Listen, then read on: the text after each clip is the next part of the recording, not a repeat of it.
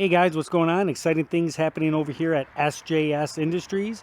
As you can see, I've got some packages over here over my shoulder. I'm going to get those in the shop and I'm going to show you exactly what I got.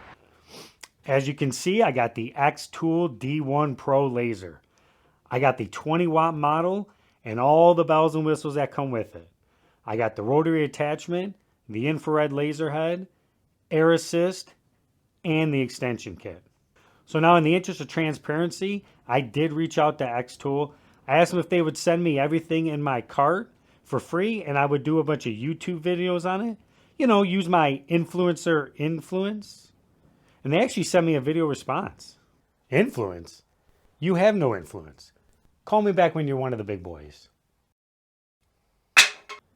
Wow, that guy was handsome and hurtful. Microphone drop and everything. There was no need for any of that. Well, once I wiped away the tears, went back to my cart, and I purchased this anyways. So I'm going to go ahead and assemble this off camera. You guys don't need to waste 2 hours of your life watching me drop screws and throwing around all kinds of expletives. So when this is fully assembled, I'm going to move it to its permanent location, and then I'll bring you guys back in and talk to you about my master plan. So here it is all assembled, and I moved it to what's going to be its permanent location. I've had this desk that I made, I don't know, 10, 15 years ago. Figured this is the perfect spot for it. The hardest part was putting together these extension rails. There are not any instructions, so basically you just have to unbolt everything and then just transfer it over to this longer rail. Not a big deal, but it probably took me a couple hours here, but I got it together. Now, while I was impatiently waiting for this to come in the mail, I already took care of the smoke extraction. I've got a 6-inch exhaust fan here with some 6-inch duct. And then I just have it fed outside through a glass block window. The first real project I'm going to need to do is find a way to elevate my work surface. I want to leave these feet on here. These are for the rotary.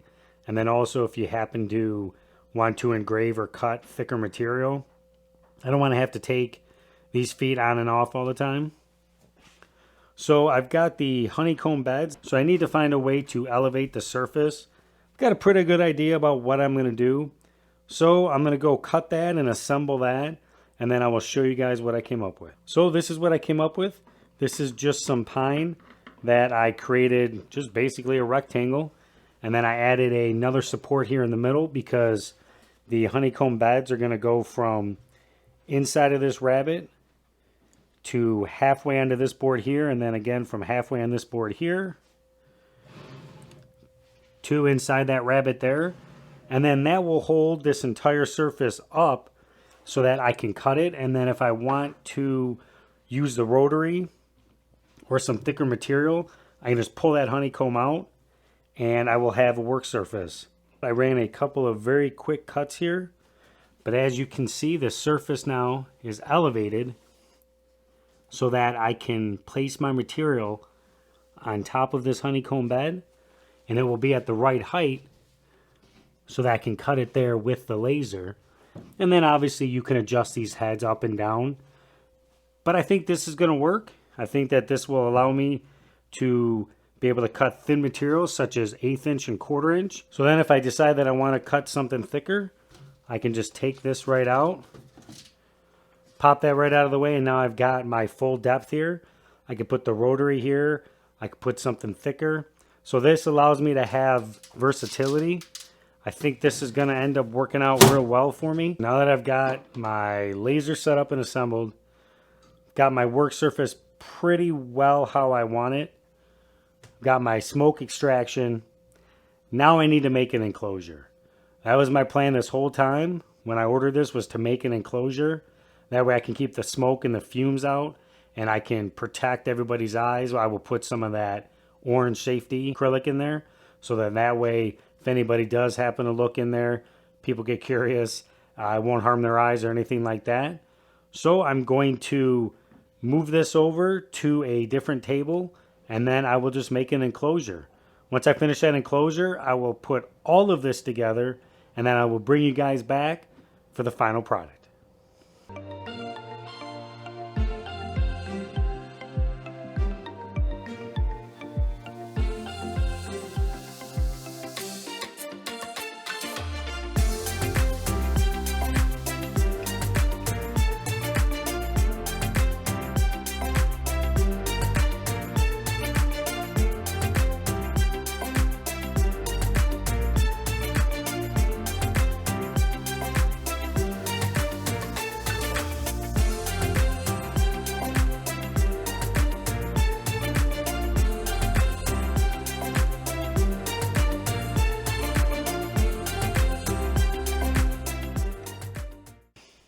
So here's my setup, and I am extremely happy with it. Got a work surface here with the laptop and a small section over there to the side where I can cut out my plywood and glue it together if I need to with some CA glue. And then I've got the star of the show. I've got my enclosure and the X tool inside there. Got the safety glass on the front. That way anybody that gets curious and wants to peek in, everything is safe there. Smoke extraction in the back. I don't love the way I have this pipe yet. I am going to find a way to make that look a little bit nicer, a little bit more secure, but it works great. I don't have any fumes, any smoke down here at all, and I am extremely happy about that. All right, I am so excited. It is time for my first official cut. And what I'm going to cut is some alignment feet, so that way I can, well, you guessed it, align everything inside this laser. I need the laser, my elevated work surface, and my enclosure all to be locked together as one. So without further ado, I'm going to jump into Lightburn. I'm going to design a couple of quick feet. Very simple, no frills, and I'm going to cut those out.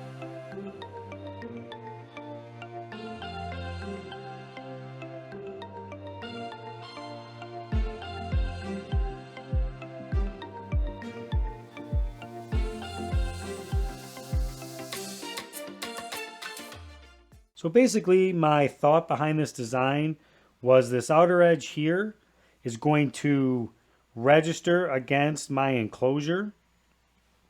Obviously, you have the hole there for the foot for the X tool. And then this inner 90 degree, that is going to register this elevated work surface so that everything is locked together as one. So this is basically going to sit like this, but at the very bottom of this enclosure. And then my elevated work surface will sit here, the foot for your X tool right there. And I have two of these. So I already have, you can see FR front right, I already have one in there.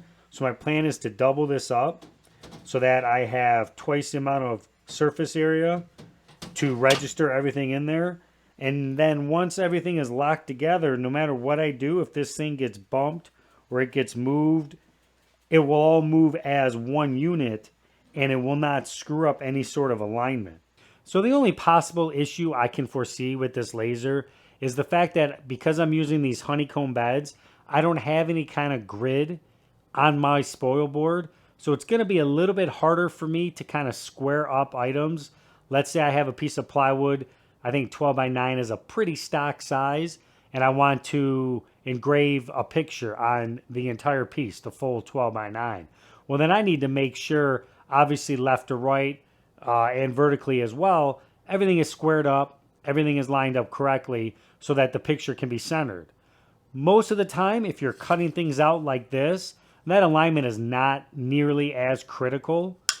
I know that if you use current position on the Lightburn software for your laser, you can just kind of set it where you think it has to go and then hit the frame button, and that'll frame it out and that'll get it relatively close. So I think that's going to end up being about, I don't know, 90% of my workflow. So I think the other 10% of the time, I'll just have to take the time and, lay it out, frame it, move it, frame it, move it, frame it, till I get it perfect.